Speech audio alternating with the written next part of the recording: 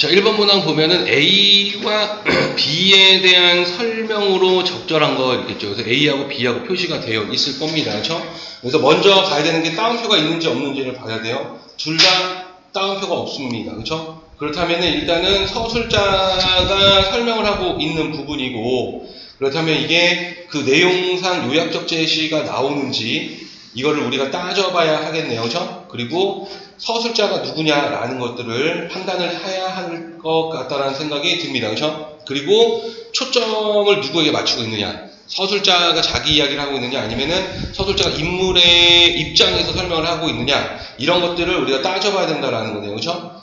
자, 그 다음에 2번 문항으로 한번 가보면 소금과 소금 자루에 대한 이해로 가장 적절한 것은 이렇게 되어 있어요. 그래서 지금 표시가 이렇게 네모나게 표시가 되어 있죠. 이건 밑줄을 긋은 거하고 똑같습니다. 자, 이해로 적절한 걸 맞는 말을 골라보세요 라고 이야기를 했습니다. 그래서 소금하고 소금 자루가 어디 있는지 찾아야 돼요. B 부분에 소금 자루가 있고 A 부분에 소금이 있어요. 그렇죠? 그래서 역시 이거는 지금 1번 문항하고 2번 문항하고는 같은 부분을 이야기를 하고 있네.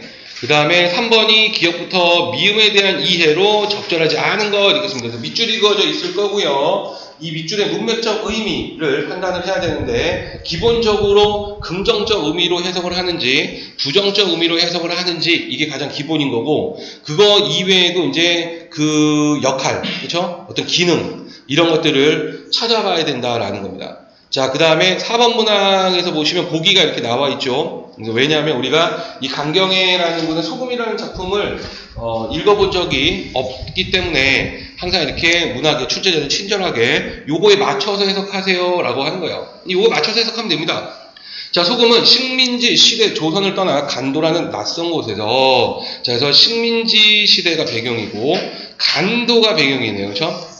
자, 고향에 대한 그리움을 품은 채 경제적으로 열악한 현실을 감내하며 살아야 했던 간도 이주민의 물질적, 정신적 결핍을 생생하게 그린 작품이다. 자, 그래서 고향에 대한 이제 그리움을 품고 경제적으로 열악한 현실에 살고 있던 바로 간도 이주민들, 우리 민족이죠. 이 사람들의 물질적, 정신적 결핍. 그래서 정신적 결핍은 고향 때문인 거고, 물질적 결핍은 경제, 가난 때문이다라는 거죠. 간도 이주민인 주인공은 간도 이주민입니다. 일상의 기본적인 요건도 갖추지 못한 지독한 가난과 외압에 대한 두려움, 가족의 해체와 이산의 아픔으로 고통스러워하면서도 절망된 현실에 매몰되지 않고 적극적으로 대응하고자 하는 모습을 보인다. 자, 그래서 지금 보니까 이제 가난, 외압에 대한 두려움, 가족의 해체와 이산, 이런 아픔으로 고통을 받고 있어요. 그렇죠? 그럼에도 불구하고 그 적극적으로 대응하고자 하는 모습, 즉 의지를, 삶에 대한 의지를 보여주고 있다는 거예요. 이는 외압에 직접적으로 맞서 싸우기 어렵더라도 비슷한 고통을 갖고 있는 사람들 간의 공감을 통해, 자, 그래서 지금 보면은 비슷한 입장인 거죠. 고통을 겪고 있는 사람들끼리 공감을 합니다. 이걸 이제 멋있게 표현하면 이제 연대의식, 그죠? 이렇게 표현하는 거고. 그래서 그들만의 내적 연대를 형성해 나감으로써 이제 내적 연대를 형성하는 거죠. 부정적 현실에 대항하고자 했던 당시 이주민들의 생존 과정을 사실적으로 보여주는 것이라 할 수 있다. 그래서 이 부정적 현실, 가난과 일제강점기라는 거죠. 아무런 이런 현실에 대항하고자 했던 바로 생존 과정, 이런 생존의 모습을 사실적으로 보여주고 있다. 이렇게 이야기를 하고 있습니다. 자, 그래서 이거에 맞춰서 주인공은 이런 아픔이 있고 그거를 고통을 견뎌내려고 하겠구나라는 것을 우리가 알 수가 있겠죠. 자, 그러면은 지문으로 한번 가보도록 합시다.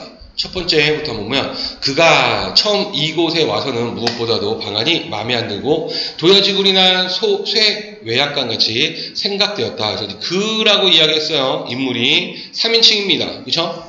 자, 지금 3인칭이고 관찰자인지 전지적 작가 시점인지 봤을 때 생각되었다. 생각을 이야기해버리네요. 전지적 작가 시점이네요. 그죠? 자, 그리고 어쩌다 손님이 오면 피해 앉을 곳도 없었다. 매우 열악한 환경이다.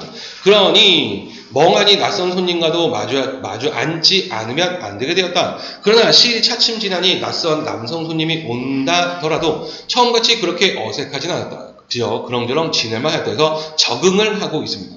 그리고 반드시 부뚜막 앞에는 비밀 토구를 파두는 것이다. 그러다가 어디서 총소리가 나든지 개소리가 요란세 나면 온 식구가 그 몸속에 들어가서 며칠이든지 있곤 하였다. 그래서 이제 어떤 외부로부터의 어떤 억압으로부터 도피를 하려고 하는 거죠. 자, 그리고 옷이나 곡식도 이 움에다 넣고서 시제 입는 옷이나 먹을 양식을 조금씩 꺼내놓고 먹곤 하였다.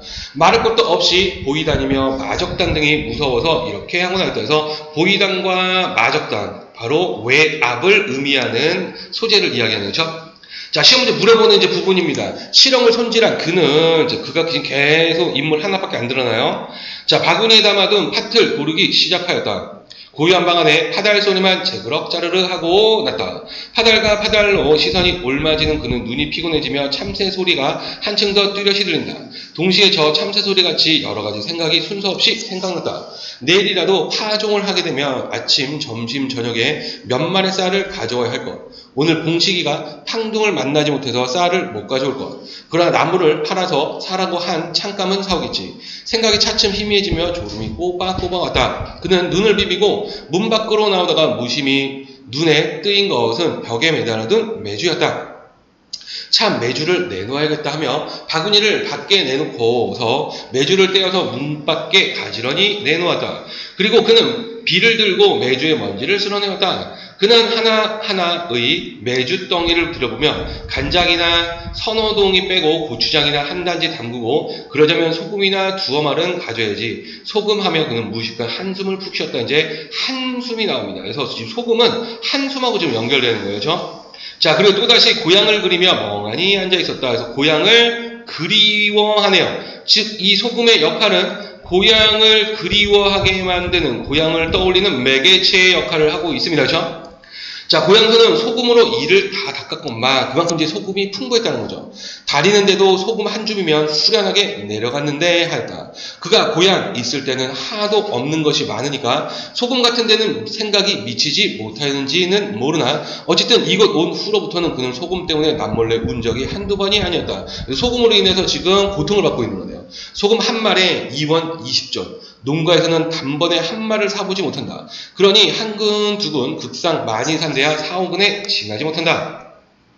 그러므로 장 같은 것도 단번에 담그지 못하고 소금 생기는 대로 담그다가도 어떤 때는 메주만 섞여서 장이라고 먹곤 하였다. 장이 싱거우니 온갖 찬이 싱거웠다. 자, 그래서 이 A 부분은 핵심어가 바로 소금이 되는 거고, 그죠? 이 소금을 통해서 바로 현재의 고통, 그죠? 그리고 고향에 대한 어떤 그리움, 이런 것들을 표현을 하고 있다는 걸 알 수 있네요.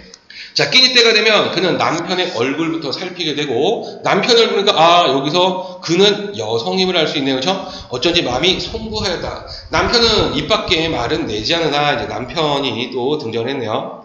번번이 얼굴을 찡그리고 밥술이 차츰 느려지다가 맥없이 술을 놓고 하는 때가 종종 있었다. 이 모양을 바라보는 그는 입안의 밥알이 갑자기 돌로 변하는 것을 느끼며 슬며시 술을 놓고 돌아앉았다. 그래서 이제 남편의 눈치를 보고 있네요. 그렇죠? 소금이 없어서.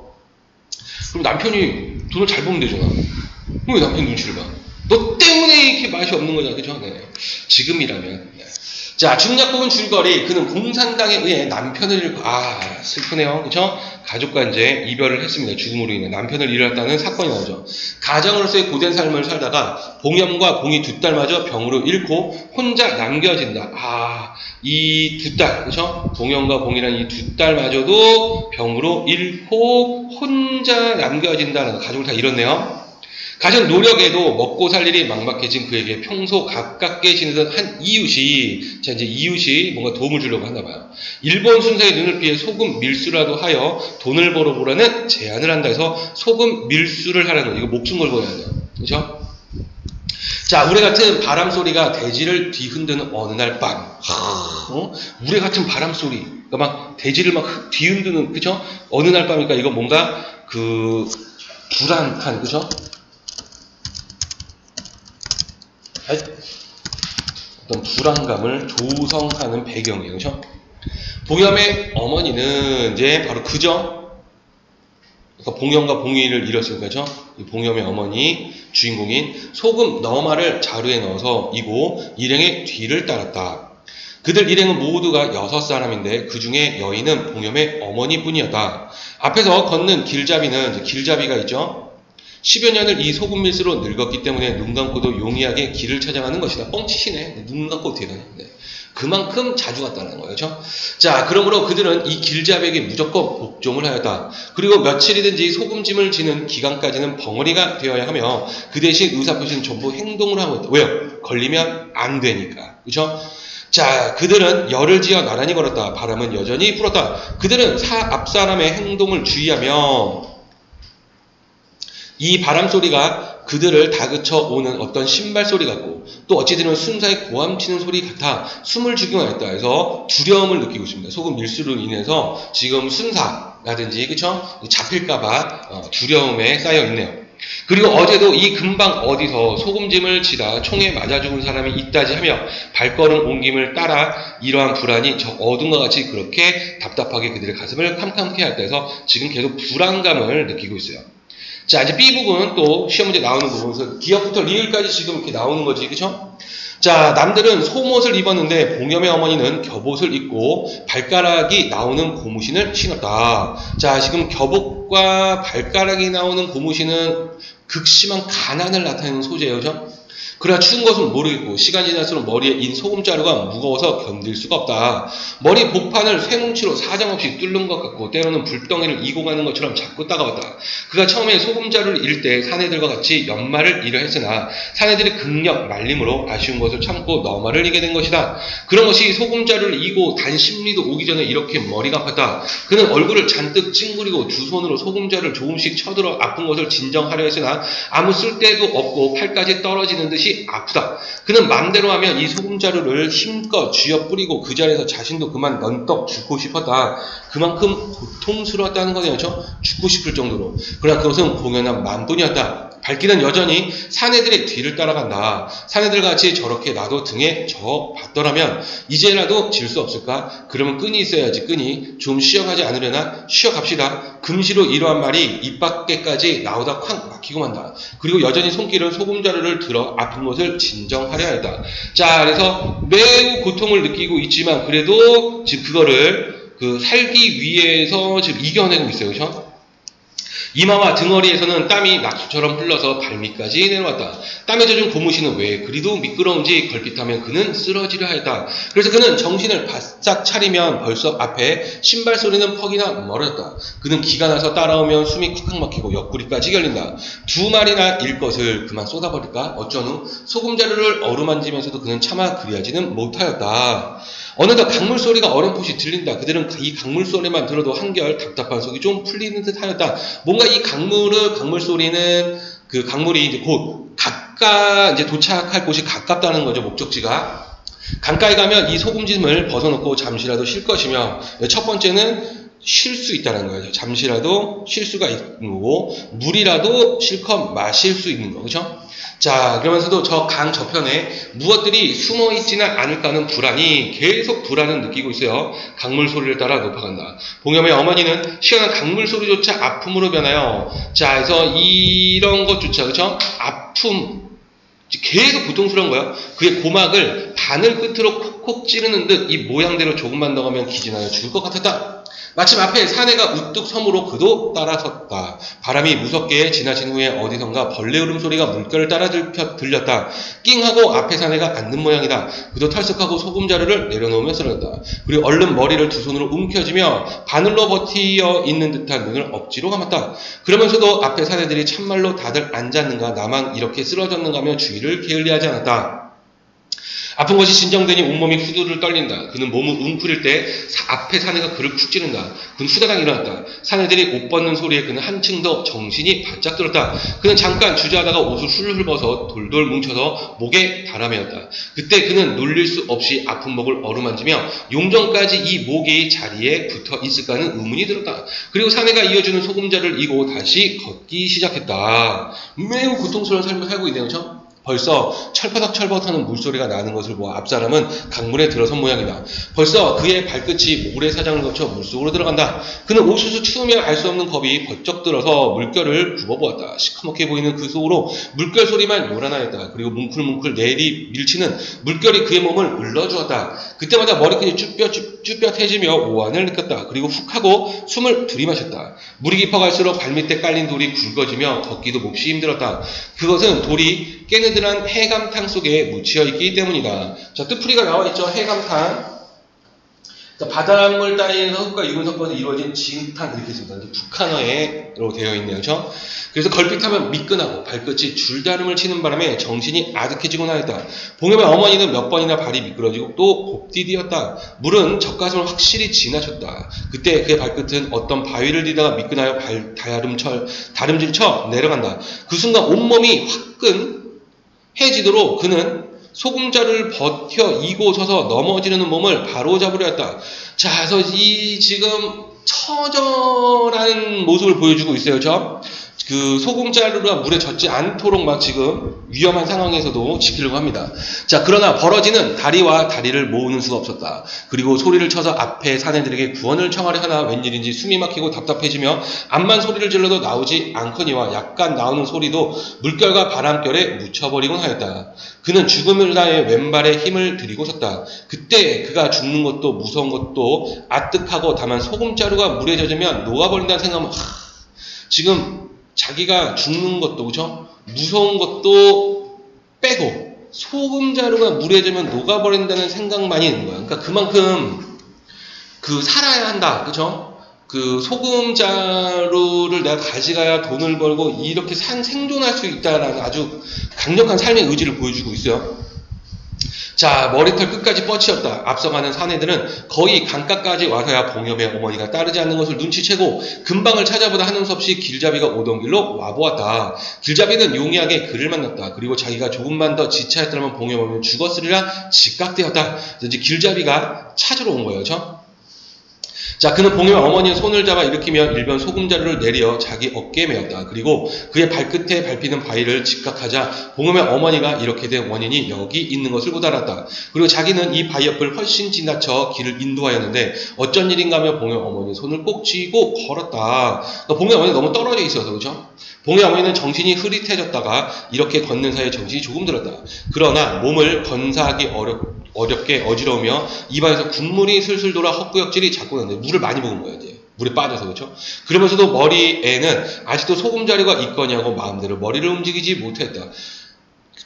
참 슬프네요. 그렇죠.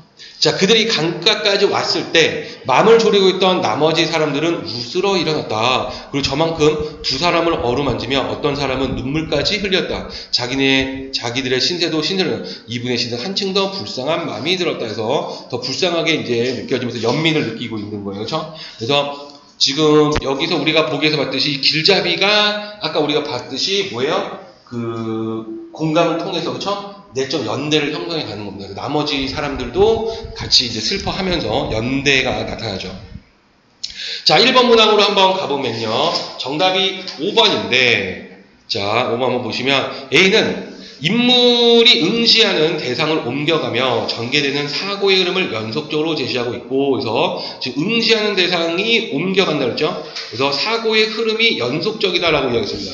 자, 그래서 A 부분, 바로 그 부분이 나오는지 보면은 첫 번째는 지금 타단, 그쵸? 참새 소리를 들었다가, 그리고 이제 곰시기가 이런 거 사와야 되고, 그러다 매주, 그래서 소금, 바뀌죠. 대상이, 그쵸? 그러니까 응시하는 대상을 옮겨가는 게 맞아요. 그쵸? 그리고 사고의 흐름이 연속적으로 이루어지고 있다. 자, B는 인물이 놓여있는 처지의 차별적 특징, 다른 인물과의 비교를 통해 부각하고 있다. 그래서 이제 B 부분을 이렇게 보시면은, 남들은 소목, 봉엽 어머니는 교복과, 그쵸? 고무신을 실었다라는 거. 그리고 남자들은 등에다가, 그쵸? 소금을 등에 뱉고 자기는 머리에 이고 있고, 그래서 이 차별, 구별되는 특징을 다른 인물과 비교를 통해 부각하고 있다라고 해서 5번이 정답이 되겠다라는 겁니다. 그렇죠? 자, 2번 문항으로 한번 가서요. 자, 소금과 소금 자루에 대한 이해로 가장 적절한, 그러니까 적절한 게 무엇이냐라고 물어봤습니다. 그래서 1번인데요. 소금은 궁핍한 삶을 실제적으로 느끼게 하는 소재. 그렇죠? 소금이 없어서 장을 담그지 못하고 돈이 없어서 소금을 넉넉하게 사지 못해서 그냥 메주를 썩혀가지고 장이다 생각하고 먹는다라고 A 부분에서 이야기가 나왔습니다. 그렇죠? 그러고 봤을 때 궁핍함을 실제 느끼게 한다라는 거예요. 그렇죠? 그래서 1번이 맞는 말이다라고 볼 수가 있고요. 자, 그 다음에 3번 문항 적절하지 않은 것. 정답이 5번인데 미음.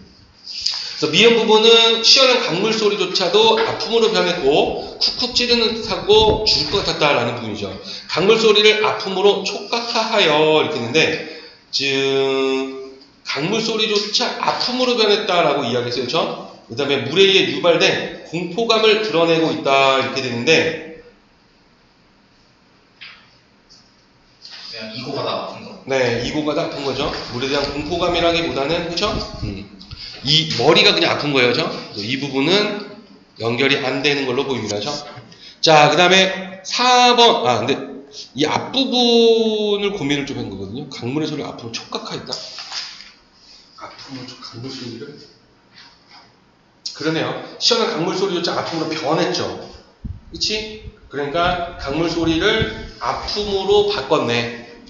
그 아픔은 고통이니까 촉각이라고 볼 수가 있어 보이고 이거는 맞는 말로 볼 수가 있어 보입니다. 그렇죠? 자, 그 다음에 4번 문항으로 가서 적절하지 않은 게 무엇이냐라고 했을 때 정답은 4번. 그렇죠? 그래서 벙어리처럼 걷더라도 순사의 눈을 피해 꿋꿋이 강을 건너는 일행의 모습에서 외압에 대한 두려움을 극복함으로써 부정적 현실에 대항했던 이주민들의 생존 과정이 나타난다고 볼 수 있겠고 이렇게 있습니다. 그래서 지금 보면은 여기서 이제 한번 끊어이죠. 벙어리처럼 걷고 있어요. 그렇죠? 조용히 49페이지 중작 부분 줄거리 밑에 벙어리가 되어야 하면서 걷고 있습니다. 그래서 순사의 눈을 피해서 가죠. 이때 이제 외압에 대한 두려움을 극복함으로써 부정정신에 대항해 나갔던 두려움을 극복하고는 아니에요. 그렇죠? 두려워하죠. 계속 두려워하고 그래서 숨어가고 있는 거고 그 다음에 근데 이제 부정현실에 이제 대항을 하는 건 맞지만 앞부분에서 두려움을 극복했다라는 부분은 찾을 수가 없습니다. 두려워하고 있어요. 그렇죠?